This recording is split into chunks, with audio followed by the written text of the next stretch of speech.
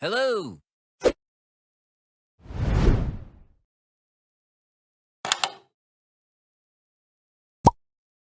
Salam sejahtera kepada semua.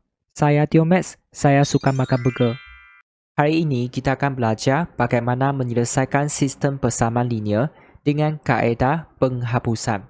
Tanpa membuang masa, marilah kita lihat soalan A. Kita diberi 3 persamaan, jadi kita perlu memberikan nama untuk 3 persamaan ini. Contohnya ini adalah persamaan 1, persamaan 2 dan persamaan 3. Untuk menggunakan kaedah penghapusan, kita perlu hapuskan salah satu pemboleh ubah. Kita boleh hapuskan X, Y ataupun Z. Tetapi apakah pemboleh ubah yang sepatutnya kita hapuskan? Kita perlu lihat pada keadaan. Di sini kita boleh nampak perkali bagi X adalah 7, 3 dan 5. Manakala perkali bagi Y adalah positif 5, negatif 5, positif 3. Di sini kita boleh perhatikan nombor 5 dengan 5 ini adalah sama. Walaupun simbol di depan mereka adalah tidak sama. Apabila nampak keadaan ini, kita boleh cuba hapuskan Y. Dan Z kita boleh nampak perkali adalah negatif 3, positif 2 dan negatif 7. Kesemua ini adalah tidak sama. Jadi di sini saya akan hapuskan Y. Untuk menghapuskan Y, kita boleh guna konsep yang telah belajar semasa di tingkatan 1. Kita fokus pada persamaan 1 dan persamaan 2 saja. Boleh? Untuk menghapuskan Y, kita boleh tulis 1 tambah 2. Apakah yang dimaksudkan 1 tambah 2? Bermaksud sebelah kiri tambah sebelah kiri dan sebelah kanan tambah sebelah kanan. Faham? Kenapa saya perlu tulis tambah? Tujuannya adalah untuk menghapuskan kumpulan ini. 5Y tambah negatif 5Y. Apa yang kita dapat? Kita akan dapat sifar. Jadi kita mesti tulis tambah supaya Y boleh dihapuskan. Jadi kita mula dengan X. 7X tambah 3X kita dapat 10X. Kemudian positif 5Y tambah negatif 5Y kita akan dapat sifar. Jadi tak perlu tulis. Dan akhir sekali negatif 3Z tambah positif 2Z. Apa yang kita dapat? Negatif Z. Boleh ikut? Dan sebelah kanan 16 tambah negatif 8 kita akan dapat 8. Kalau tak pasti, kita boleh tekan kalkulator.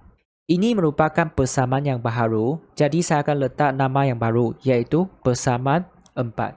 Baik, sekarang kita sudah dapat satu persamaan di mana hanya ada X dan Z saja. Y sudah dihapuskan. Untuk mencari X dan Z, kita perlu satu lagi persamaan, di mana kita ada pemboleh ubah X dan Z sama seperti ini. Boleh? Masih ingat tak tadi kita guna persamaan 1 dan persamaan 2 untuk hapuskan Y. Jadi di sini kita boleh pertimbangkan persamaan 1 dan persamaan 3. Perhatikan sini adalah positif 5Y. Di sini adalah positif 3Y. Apakah yang kita perlu buat ialah kita perlu samakan nombor ini. Kita boleh menulis persamaan 1 darab dengan 3. Bermaksud setiap sebutan ini perlu darab dengan 3. Jadi saya akan tulis 7 darab 3 kita dapat 21X. 5Y darab 3 kita dapat positif 15Y. Negatif 3Z darab 3 kita dapat negatif 9Z. 16 darab 3 kita dapat 48. Boleh? Ini merupakan persamaan baharu, jadi kita tulis nombor 5. Baik, di sini kita sudah dapat 15Y. Dan sini masih 3Y kan? Kita perlu samakan nombor ini.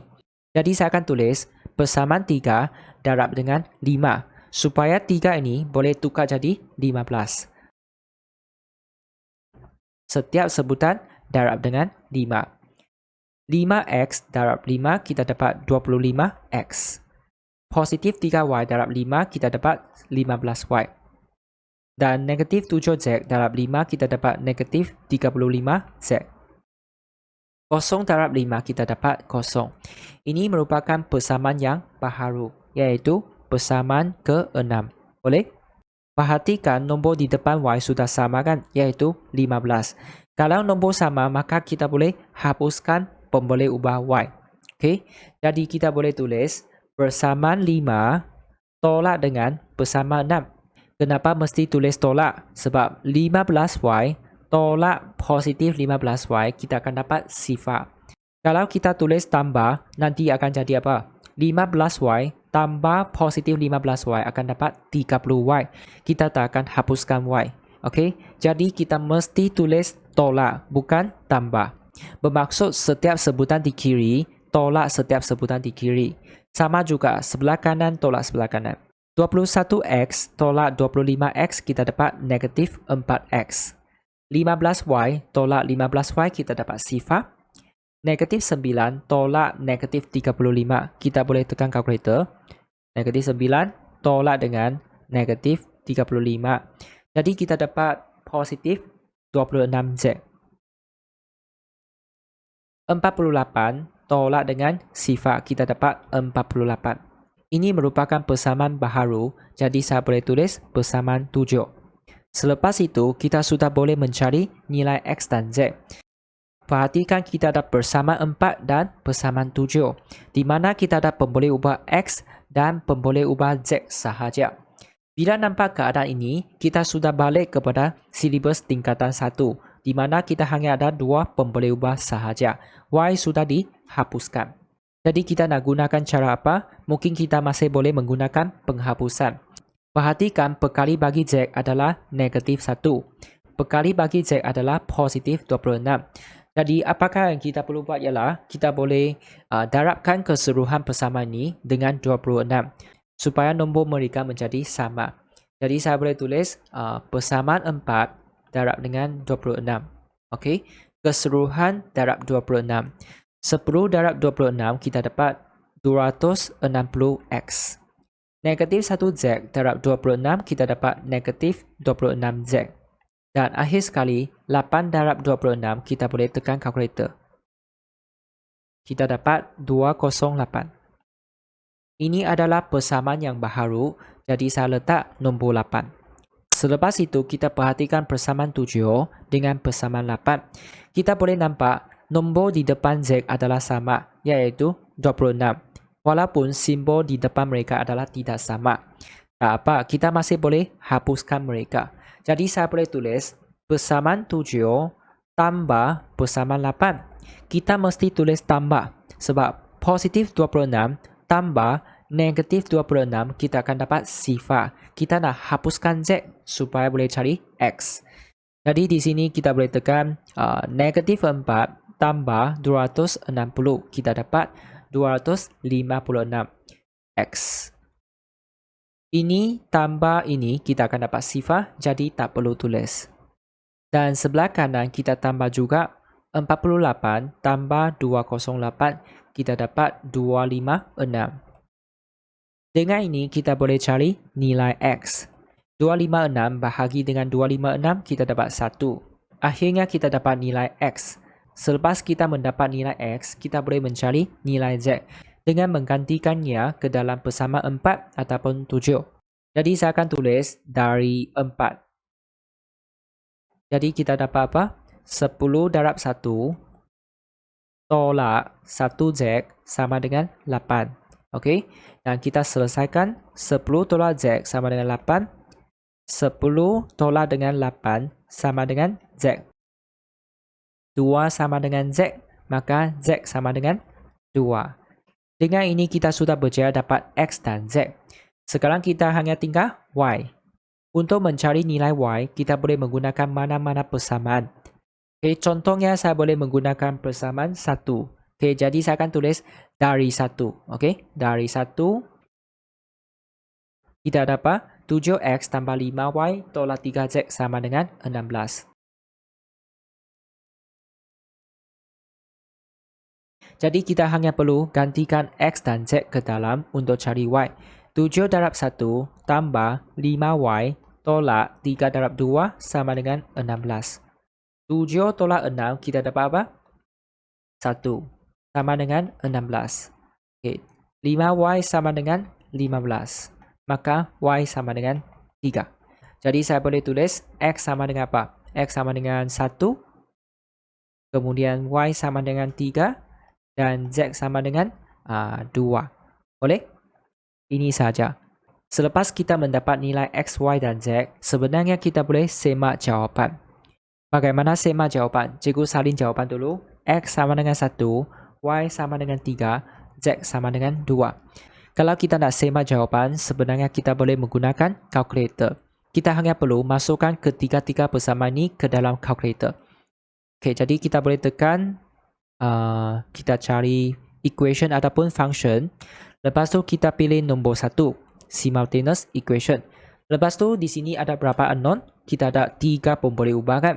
Jadi kita tekan 3. Okey, lepas tu kita hanya perlu masukkan semua perkali yang kita ada. 7, kemudian 5, kemudian sini ialah negatif 3, bukan 3 tetapi negatif 3. Dan sama dengan apa? 16. Ini adalah persamaan 1. Sekarang kita masukkan persamaan 2. 3, negatif 5, lepas tu 2, dan akhir sekali negatif 8. Okey, lepas tu persamaan 3 kita ada 5, lepas tu 3, dan negatif 7. Sama dengan apa? Kosong. Okey, selepas itu kita tekan sama dengan. Okey, kita akan nampak jawapan. X ialah 1, Y ialah 3, dan Z ialah 2. Dengan ini, kita boleh yakin bahawa ketiga-tiga jawapan ini adalah tepat. Boleh? Jika tak ada masalah, kita lihat soalan B. Sama seperti soalan A, kita perlu memberikan nama bagi setiap persamaan ini. Ini adalah persamaan 1, persamaan 2, dan persamaan 3. Selepas itu, kita perlu lihat pada perkali bagi X, Y, dan Z. Sebab kita nak pilih pemboleh ubah yang sesuai untuk dihapuskan. Di sini kita boleh nampak perkali bagi X adalah 4, 1, dan 3. Kemudian perkali bagi Y adalah negatif 2, positif 3 dan positif 1.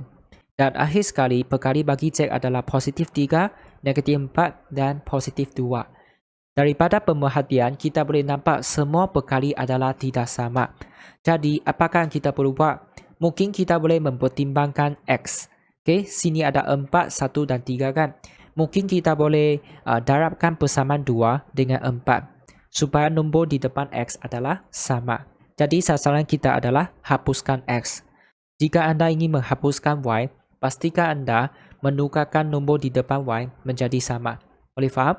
Maka saya akan tulis persamaan 2 darab dengan 4. 4X, lepas tu 3Y darab 4 kita dapat 12Y. Negatif 4Z darab 4 kita dapat negatif 16Z. Sama dengan apa? Negatif 7 darab 4 kita dapat negatif 28. Ini merupakan persamaan yang baharu, jadi saya tulis nombor 4. Boleh?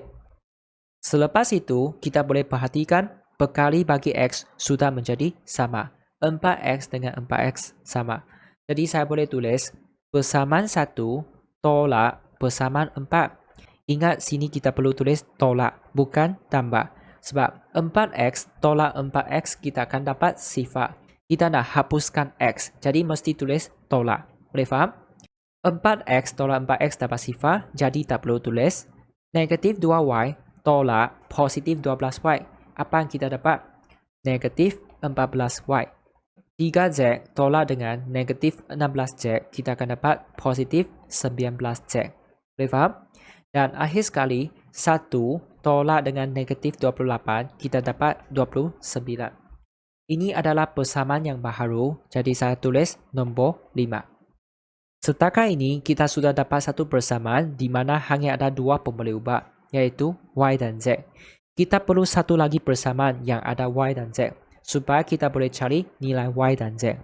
Masih ingat tak tadi kita menggunakan persamaan 1 dan persamaan 2 dan hasilnya kita boleh dapat persamaan 5 ini. Sekarang kita perlu menggunakan persamaan 2 dan persamaan 3. Ataupun anda boleh menggunakan persamaan 1 dan persamaan 3. Mana-mana saja. Kalau kita nak menggunakan persamaan 2 dan 3, kita fokus pada perkali X. Sebab kita nak hapuskan X. Sekarang kita boleh nampak perkali memang tak sama. Jadi saya akan darabkan keseluruhan persamaan 2 dengan 3. Supaya perkali menjadi sama.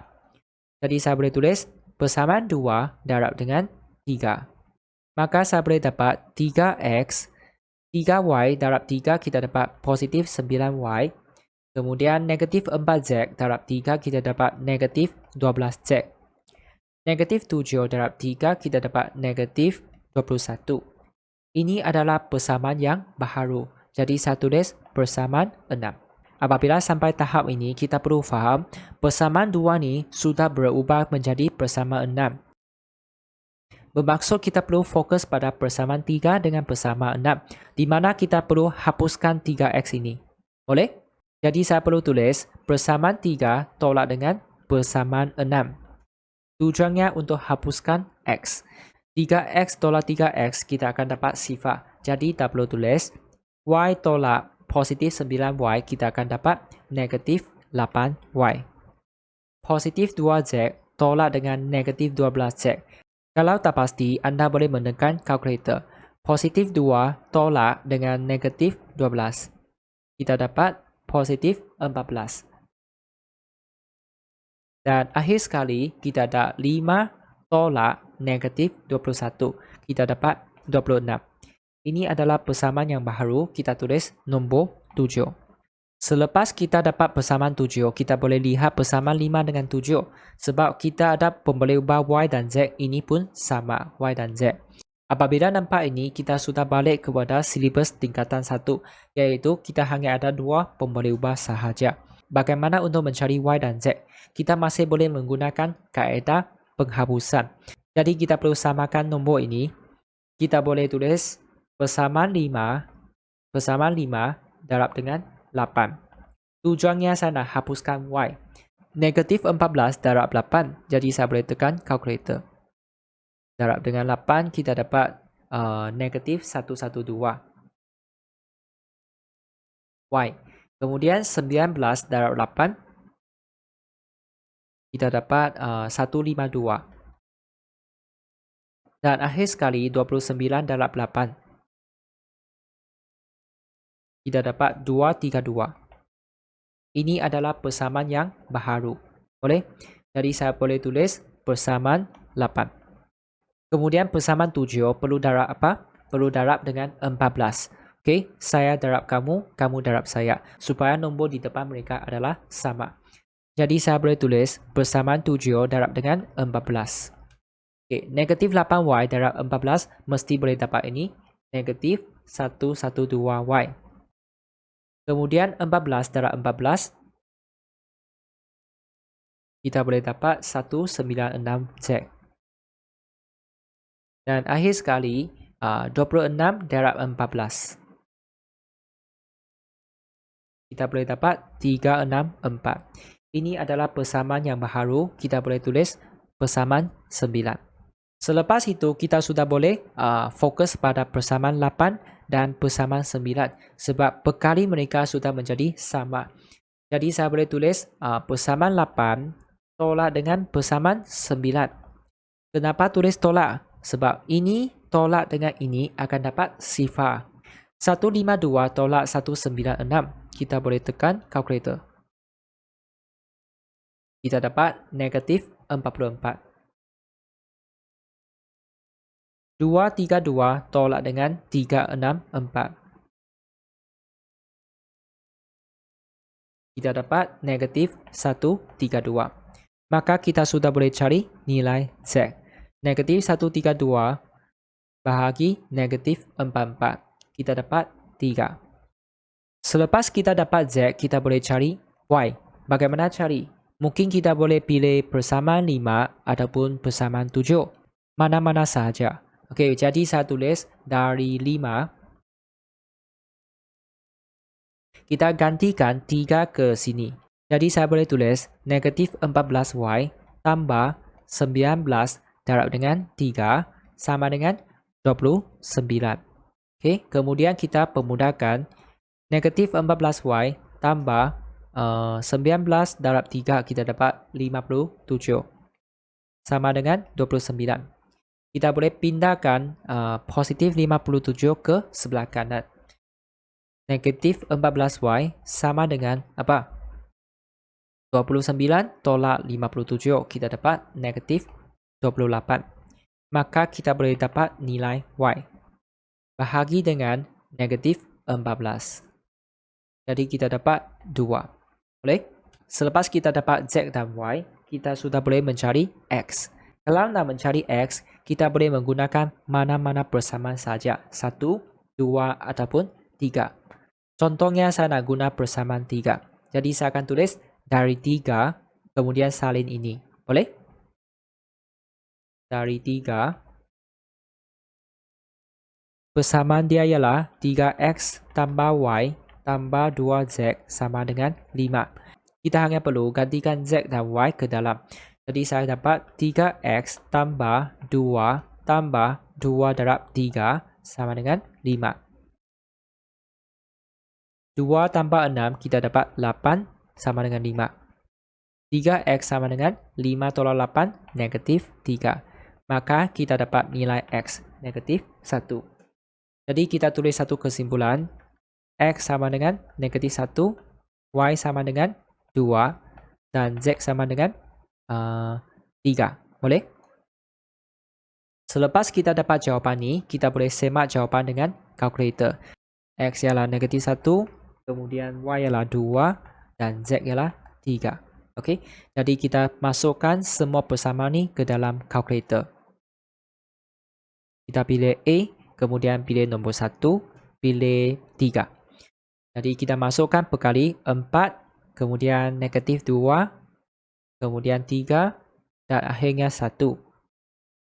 Persamaan 2. Sini 1, kemudian 3, negatif 4, dan akhirnya negatif 7. Untuk persamaan 3, kita ada 3, 1, 2, dan 5.